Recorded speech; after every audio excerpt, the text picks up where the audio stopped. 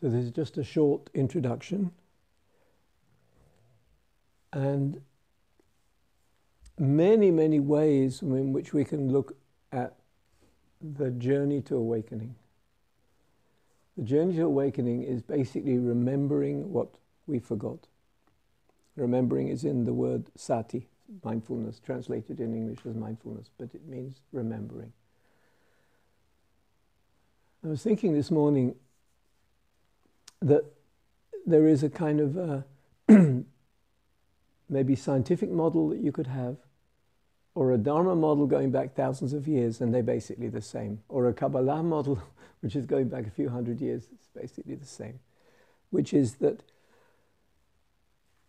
we grow a world in our consciousness. And in the Dharma language, it's sankhara, constructions. We grow constructions.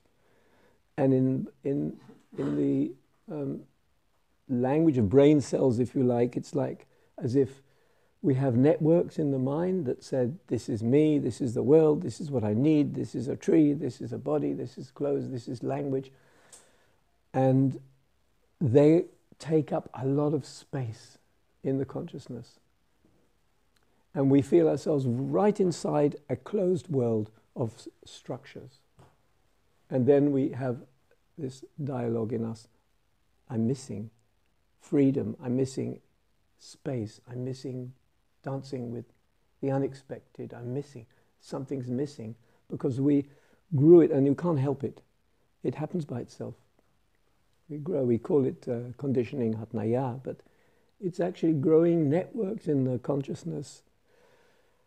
90% of the brain is busy with inhibition, meaning shutting down what's not relevant. We are busy constantly, so much energy we put in the consciousness to shut down. And when we begin to open up, then things get more mysterious, because we're not 100% sure what is a tree, or what is a person, or what is a hand. They get more mysterious because they open out. The structures which are holding us in the consciousness. Sankharas in Buddhist language, neural networks in the neuronal language, they become a little bit flexible. And they open, and there's more connections, and there's more openness in the brain, or more in Paticca Samuppada language, there's more interconnection of things, there's more sense of we are connected with ourselves, with the world. So there's basically, in this retreat today and in our practice, the way to reduce the investment in building a filter called, this is the world, I'm inside it, I'm stuck. Problems, issues, viruses, politics, conflicts, wars, disease, death, the whole lot. Relationships, you name it. Inside that. Feels like a prison. But the prison is only here, or here. It's nowhere else. Life is not a prison, life is just life. So, way out of that. And one classic way, which we're going to practice here, is the whole of Buddhist practice is really around not giving structures that we build, called the world as I see it with my filter or my lens, adasha, so much dominance over the consciousness. So we have a dominant message, for example, a psychological message like I'm a victim. The Dharma invites us to see the emptiness of that narrative. Is it real? How much space it takes up in the consciousness? But not only a narrative like I'm a victim, but a tree. Is it really like that? Is it really like I see it? It was beautiful, Thich Nhat Hanh, I was reading a lot of, because he passed away, so I was reading what he said, and it was just so beautiful when he talked about the miracles. If you see a tree as it more as it really is, it's a mystery and a miracle. It is never just a tree. And as he said it about doing the washing up, the water is a miracle. How can it be a miracle? How can this be Ness, this plate that I'm washing? It's because we look at it fresh and new each time. It cannot be anything boring old plate. And the way we do that is to invest less in the structures called a plate, a washing up, it's a nuisance, another washing up, done 10 already today. No, this moment has never happened before. This moment is totally fresh, and the more we out of these neural networks, shall we say, the more we'll see things less defined, more open, and more miraculous. So, one way is the beginning of an experience. And the beginning of an experience is senses.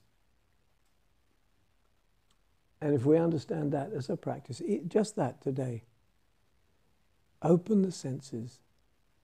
The senses don't need interpretation. Bahia Sutta of the Buddha. When there is seeing, there's just seeing. Doesn't matter eyes closed or eyes open. When there is touching, there's just touching. Are we doing anything? Do we need to build explanations? Do we need to build definitions, structures? Seeing is seeing, touching is touching, tasting is tasting, hearing is hearing, feeling is feeling. And pictures in the mind, which we call thinking, is just pictures in the mind. So senses are doorways, are one way where we invest, we are connected to life in a different way, not building structures or sustaining the structures, because they're to support them. We let them go. The other side, the source, would be consciousness. So experience really has two ends. Senses, the world, or what comes in through the senses, and the consciousness, which is the source of knowing anything. In between the two, we build a world. But if we go to either end, senses or consciousness that is the source of awareness, source of knowing, they're both not building anything and potentially infinite. Consciousness potentially infinite, the world potentially infinite. And so we give less investment in the middle ground called building a world, and the senses such as, oh, the bell rings, I want my cup of tea. It's just a bell.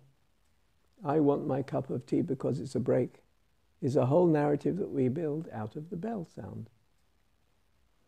Can we just listen to the bell?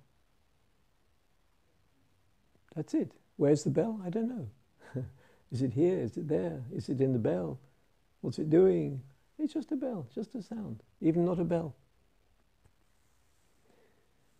So the practice, insight meditation and specifically, and various other practices around that are really kind of reducing the investment in constructions of a world. And we'll talk more about that later, and you're welcome to ask questions later. This isn't the time for that, but anything that, it triggers, you're welcome to bring it up, and we can talk about it together later. So in this day, I'm going to offer some basic guidelines to meditation. And meditation basically is stretching the possibilities of our mind. It's not super holy, it's just a way that we can a little bit go out of that automatic construction business that we're in. So it allows more possibilities, should we say, in the mind.